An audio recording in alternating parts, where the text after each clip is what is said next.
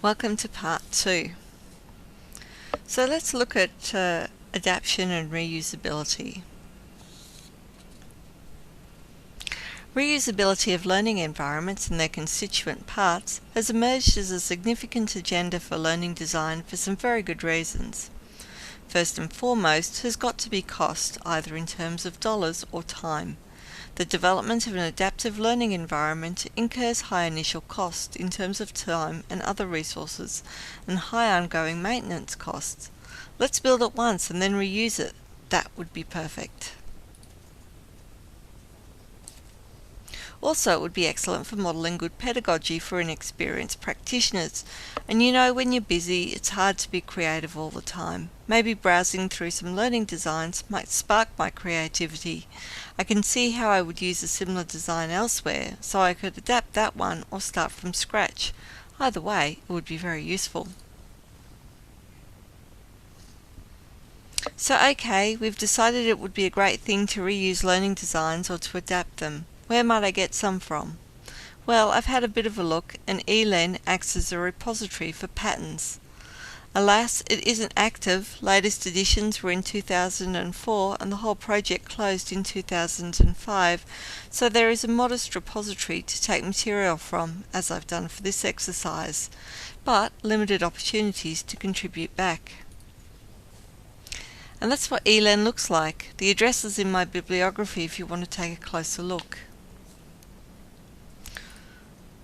Looking. Did everyone see how net surfing makes you smarter? And then there's the Pedagogical Patterns project. Interestingly, the patterns are produced by a team, not a community like with LAMS. The website is more active more recently, but still not overly, and certainly it's not nearly as active as the LAMS community.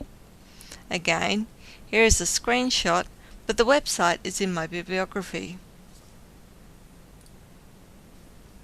So thinking about reusing patterns, well, it does require a creative leap. But to be perfectly honest, when you're a studies in religion lecturer, every learning design you see requires a creative leap, because there isn't a common curriculum. Lecturers teach to their research strengths, and the whole point of a research strength is that no one else is doing it. Though, as we discussed on the course boards, it's sometimes nice to have exemplars to give you an idea of implementation. That does happen to a certain degree with patterns, but not to the same extent as with LAMS. Now we're all here because we're e-learning people or want to be or whatever, and here we come upon another issue relating to patterns. They are not machine runnable. I can't plug a pattern into Blackboard and have my learning design run, and I can't email it to my colleague in Transylvania and have them run it either. It doesn't work that way, in theoretical contrast to IMS learning design. But that maybe doesn't matter because my colleague in Transylvania has unreliable internet and is technophobic anyway. Ah yes, but he can still benefit from my learning design if it's described as a pattern. And my Transylvanian colleague is a little fickle and nervous, particularly when daylight is close, so he would probably want to change the learning design halfway through its iteration, and again he's able to do this with a pattern. He may be fickle, but he's nothing if not inclusive, and he would like to get the vampirettes in to contribute to the design, and again, this he can do with a pattern. So patterns do enable learning designs to be shared, adapted, reused in a variety of circumstances. So what about the iteration of my learning design in IMS? Well, my unit of learning couldn't be expressed anyway, but let's suppose that it could. Theoretically, I could export that and adapt it. But I'm pretty good with things, and I couldn't adapt it. And I know my technophobic Transylvanian friend definitely couldn't. And in theory, I could run it if I had the right software, but guess what? I don't, and not that many people do in the scheme of things.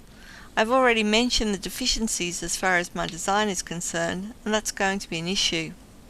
It can't be modified or adapted on the fly, as things evolve and emerge, and you know, that's when some of the most exciting educational moments happen, unanticipated and unbidden. I'm not sure I want to banish that possibility.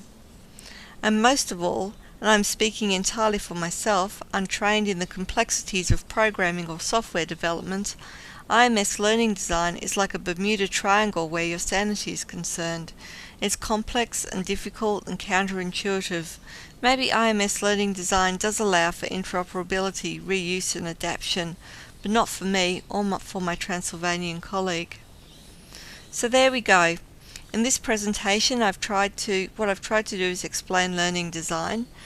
I introduced you to the learning context that I wanted to discuss, and specifically the learning design.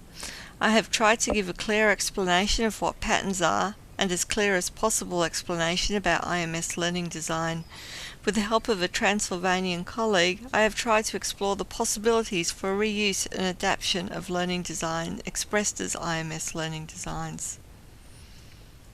Now, if I had a Transylvanian colleague, maybe he would look a little bit like this.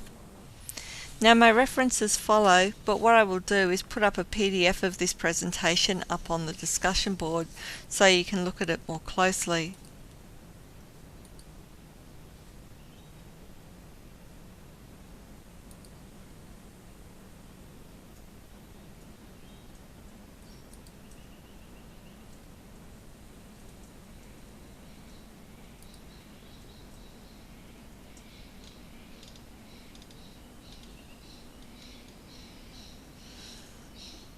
Thank you.